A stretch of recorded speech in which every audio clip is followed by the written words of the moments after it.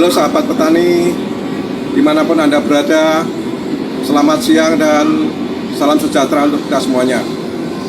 Ibu dan Bapak warga kelompok tani dimanapun Anda berada, saat ini saya sedang berada di kebun buah milik PT Agri Kencana Perkasa di Kabupaten Klaten, di mana di kebun ini penuh dengan pertanaman jeruk yang nampaknya tumbuh subur dan buahnya juga kelihatan tumbuh bagus.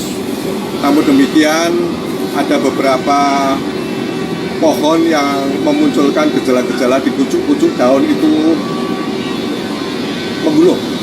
Ini beberapa pucuk daun muda menggulung, kemudian seperti pertumbuhannya terhambat dan kelihatannya ada beberapa yang gagal terjadi pembentukan buah. Ibu dan Bapak sekalian warga kelompok tani, setelah kita identifikasi ternyata tanaman ini terserang oleh kutu atau Toxoptera autanti. Setelah kita cek, kutu tersebut ada di bawah permukaan daun. Ini kelihatannya ada yang warnanya hijau muda, ini yang nimfa, kemudian yang dewasa warnanya hitam. Ada yang bersayap, ada yang tidak. Ada beberapa spesies memang yang kutu yang menyerang tanaman jeruk ini. Ibu dan Bapak sekalian, tidak hanya sekedar kutu ini menyerap,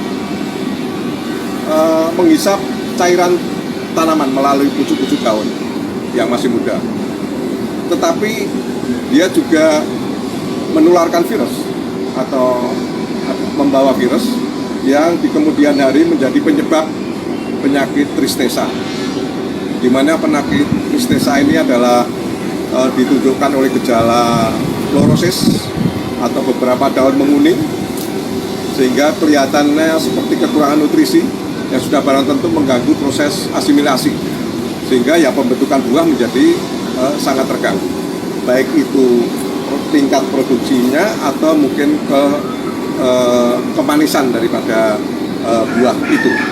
Ibu dan Bapak sekalian warga kelompok tani, tidak hanya virus yang bisa terbawa menjadi penyakit tristesa, tetapi ternyata ada embun jelaga yang ditimbulkan oleh jamur yang tumbuh pada permukaan bawah daun yang diserang oleh kutu tersebut. Jadi ada jamur embun jelaga yang memunculkan toksin, dan sudah barang tentu kalau toksin itu kemudian mengenai pertumbuhan tanaman ini dapat berpengaruh tanaman menjadi kerdil, kemudian terjadi deformasi. Ini contoh tadi saya lihat di sini. Nah, saya lihat di sini ada deformasi daun, ada perubahan bentuk. Jadi yang mestinya dapat membuka dengan bagus, lebar, ternyata ini masih daun yang sudah agak tua pun masih menggulung dan pertumbuhannya menjadi kurus. Ya sudah barang tentu ini mengganggu pertumbuhan. Ibu dan Bapak sekalian warga kelompok tani, jadi daun yang sudah membentuk terjadi deformasi semacam ini juga terkadang memunculkan puru daun. Puru daun adalah gejala penonjolan daun disebabkan oleh serangan kutu. Jadi daun pada terjadi tonjolan-tonjolan begitu, kemudian ada beberapa batang yang lunak ini berlubang, sehingga pertumbuhan daun menjadi sangat buruk, proses asimilasi terganggu. Ibu dan Bapak sekalian warga kelompok tani, ada beberapa yang ingin kami sarankan dalam rangka untuk memberikan rekomendasi pengendalian dari kutu daun atau Toxoptera autanti ini. Yang pertama yang perlu diperhatikan adalah karena tumbuhnya kutu itu berkembangnya ada pada pucuk-pucuk daun, maka selayaknya kita memusnahkan pucuk-pucuk daun yang terserang oleh kutu itu.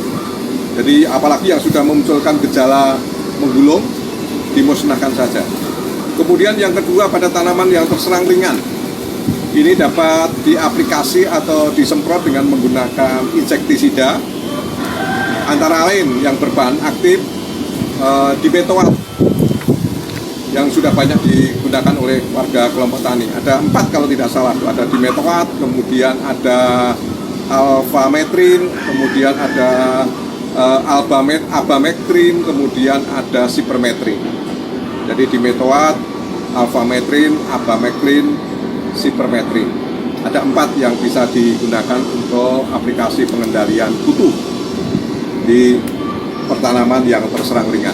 Kemudian untuk tanaman-tanaman yang sudah terserang berat, jadi mau tidak mau di samping ada 4 bahan aktif yang saya sebutkan di muka tadi, bisa juga menggunakan alternatif bahan aktif antara lain. 1, tidak hanya dimetoat ya, kemudian yang supermetrin atau sipermetrin atau abametrin, tapi yang banyak digunakan oleh kelompok-kelompok tani maju adalah imidacloprid. Jadi imidacloprid ini banyak digunakan oleh beberapa kelompok tani maju untuk pengendalian kutu di beberapa kebun jeruk, dan nampaknya membuahkan hasil yang cukup bagus.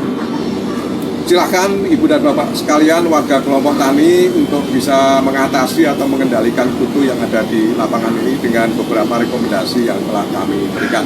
Mudah-mudahan berhasil dan sukses untuk kelompok tani.